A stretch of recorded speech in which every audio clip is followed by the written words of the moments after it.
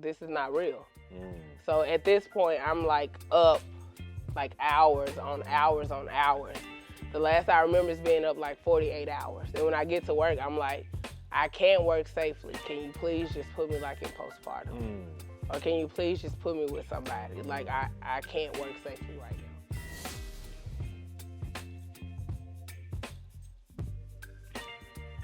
I'm Roosevelt May, and I'm with my cousin Brittany Lewis. We're talking about her journey, her life's journey through being a childhood mom, teen mom, I should say, about some of the struggles she's been through growing up, becoming a registered nurse, moving to the beautiful state of California, going out there and partying and kicking it and having a good time.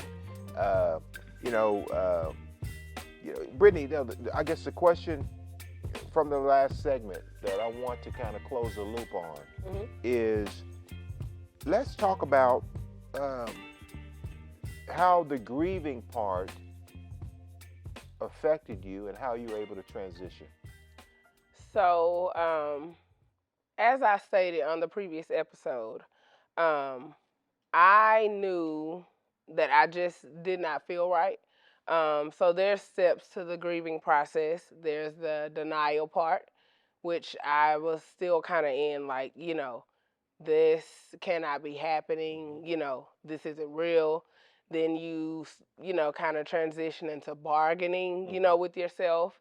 And then there's the anger, like, why did this happen? Or, all of those things. And there's like 5 steps to the process. And we all like begin to think like, oh, this happens and we think we've made it or we think we've healed. But there's a stage that people typically don't make it to, which is that last stage of acceptance. And that's where I just refuse to go to. That's the stage that I feel like I was robbed of when it came to Kayla's death. Okay. So for me, not being able to physically see a body, it was like physically seeing a body. It doesn't end there, but for me personally, and everybody grieves differently, it's a journey of high and lows. But for me, the acceptance stage is kind of seeing a casket close, or at a burial site, a casket going into the ground. Kayla's memorial was just a picture on a canvas, and a beautiful representation of her life. So I never got that acceptance part of it going. I never made it there. Right. I just went back into life with this hope of, hey, this is a mistake. Right. So with that being said, like, I just kind of picked my life back up, thinking I was picking my life back up, working as much as I could. And I think, like, last I remember, parts of it is very vague to me. I probably was up at the time like 48, somewhere 72 hours maybe. And I remember I knew I had to work that night. I was still up, sitting up in my bed. And I just heard like the police. I saw the lights, police shining in my window. Yes. And them knocking on the door doing a wellness check.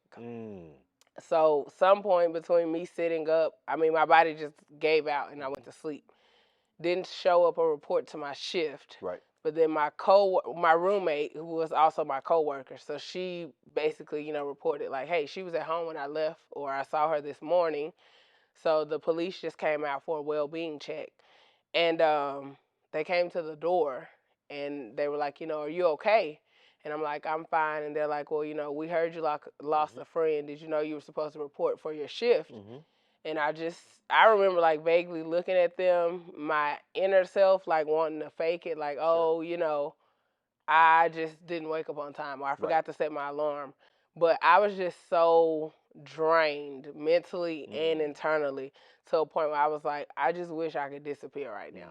And they were like, have you ever had like thoughts of hurting yourself? Wow. And I told them like, no. And they were like, do you want to be here? And I was like, I wish I could find some way to disappear. And so then they started asking me all these questions, and they got me on the phone with the psychologist or whatever. And they were like, we have to take you in. And I'm like, where are you taking me? And they're like, we have to take you to the hospital. And so they put me in the ambulance, and I'm just thinking like regular hospital, right? I'm not even going there. So we get to the hospital, Right. and it's a psychiatric hospital. Wow. So I'm getting checked into a psychiatric hospital. They're checking all of my labs, doing all this blood work, um, replacing fluids, asking me when's the last time I ate. I couldn't tell them that. Just all this, like this whole workup, right? So, of course, more psychologists, all these different, all this routine stuff. So then I'm in a room, like just this white room, locked up, no phone, like access to nothing. Somebody else is gonna come in and talk to you. Um, so this particular psychiatrist comes in and says like, "Hey, we've been doing all your stuff, and you were like subconsciously committing suicide. Wow. Like you did not have a physical plan, but not eating for this long, not sleeping, not drinking, like that is what you were doing. It may have taken a while, but eventually, at some point, that is what will have happened to you. And for that reason, you have to stay here."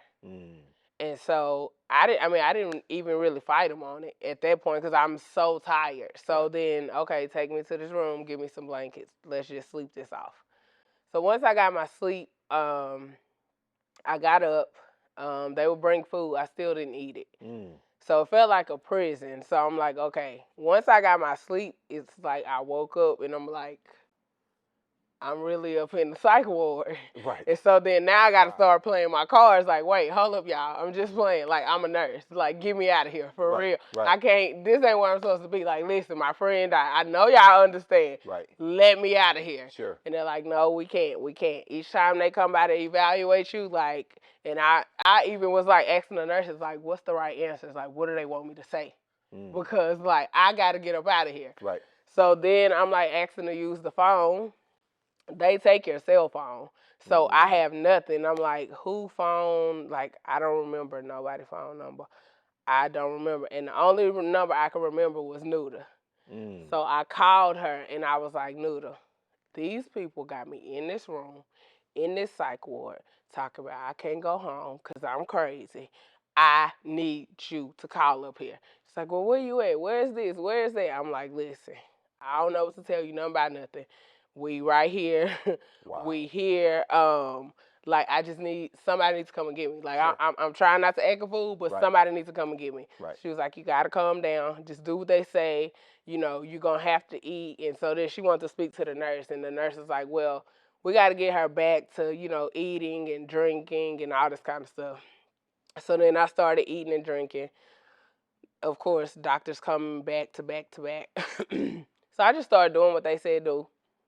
Then I'm like, okay, I have friends here because their concern was I didn't have a community. Right. And I'm like, I have friends here, and they're like, okay, finally, because my friends were calling. I guess once I told Noodle, she called, you know, my mama, then my mom called other people. So my friend Toya and Megan were both there.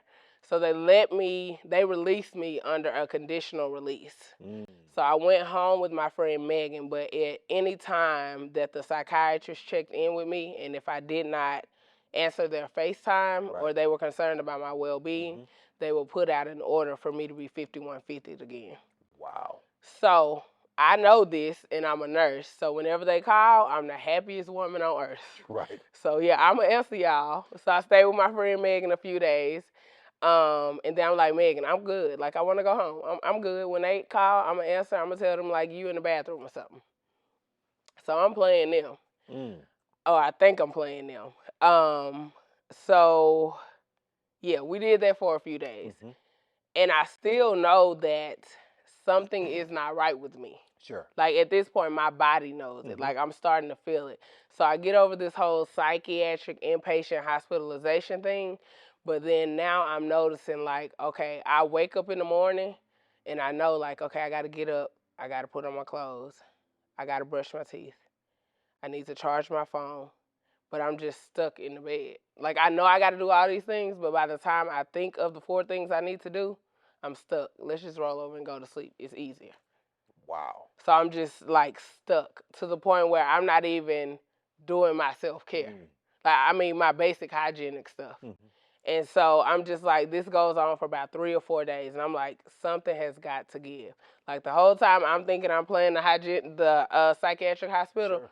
but I'm really playing myself. And so to this point, I have to admit to myself, like, Brittany, you depressed, girl. You gonna have to get it together. Right. I know in the black community, depression ain't a thing, but sis, you depressed. Right. And so I just kind of like start Googling different, things. And, contrary to popular belief, at the time when all this first happened to me, I didn't want anyone African American because I felt like I would get judged. Right. So I started looking for a psychiatrist that didn't look like me. Wow. So I found like an Asian psychiatrist, and I went in, and I was even embarrassed to go in that office. So I was like, I need an urgent appointment, and I kind of told her about me. So I went into the office. Me and her kind of talked it out, and the home point for me, where it kind of took the blinder off of my eyes. She told me, she was like, listen, you have a lot going on. You have kind of moved from grief to grief. You've never really healed. But now you're in this moment that even I don't think I can handle. She said, I want you to think of it like this. If someone had diabetes and they were your patient, and you know they had diabetes, you would give them insulin. Absolutely. So now your brain is sick. You're not just going to leave your brain sick. Sure. You need to give your brain some meds. Yes. So we're going to start with this med, we're going to start with that med, we're going to start with this sleep med, but on top of that, we're going to start with some electrode stimulation. Wow. Because we need to get your brain back to a healthy level. Because all of your like serotonin, everything is so low, right, to a point that it's not even healthy. So I started all my treatment with her, and then I also got a therapist that I would talk to, which she did look like me because I wanted somebody that was relatable. Sure, sure. Took me a while to open up to her, but all of those things together kind of got me back to a healthy state. Right. Quote unquote, I guess. Wow. Wow. You know, that's an amazing story. I knew some of that story. I forgot, about it. But again, some of the things that I'm learning, folks, you hear it first. A lot of things that I'm learning today, right? And it's pretty shocking the journey that you've been through. You know, only being 34 years old, right? I mean, folks, you had to go back and look at these podcasts. Look at the previous podcasts. It's very, very eye-opening. Let's talk about being a black woman and needing mental wealth. So like right now, 34-year-old me can say like mental health is mental wealth. Okay. But back then, going through it, I could not say that confidently. Okay.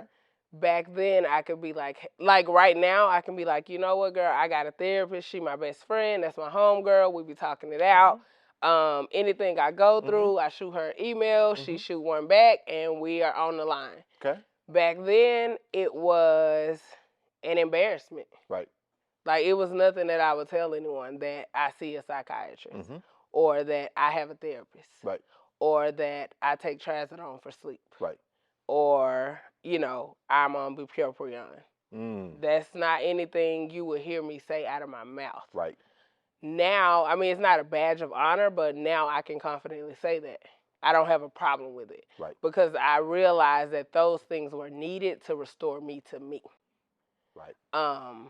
In spite of what people think. And I think this is a struggle in the black community. Sure. There are a lot of things going on in the media right now with African American people, like, committing suicide, and everybody's like, oh, well, he was just on Twitter. He was so happy. Right. Well, there are so many internal battles that people don't speak about. Right. And they don't have the safe space to be vulnerable without someone saying, oh, nothing wrong with you. Or, oh, just go to church. Or, oh, just do that. Or, oh, just do this. I'll never forget, like, I was home with my mom in Louisiana, and I don't even remember, like, the argument or whatever the clash was. And I suggested, and I told my mom, I was like, maybe y'all should. I was telling her that maybe her and my grandmother need therapy, and she was like, well, we don't need therapy. You the one was depressed and had to get meds. And I walked out of the house. And, you know, when I bring that up to her, like, she knew how it hit me because she came out to the car and apologized to me. But the apology is okay. That's fine. But that's something that's on me that I will never forget. Right. Some stuff you just never forget. Right.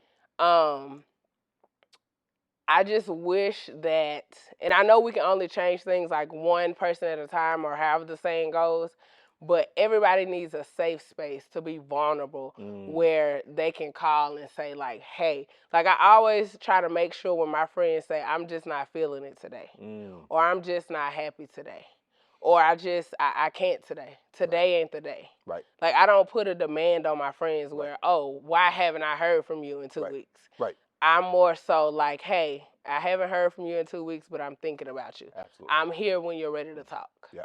It's just such a like societal demand, a family demand. Like pressure is pressure. Right. You never know when the pipe gonna burst. Right.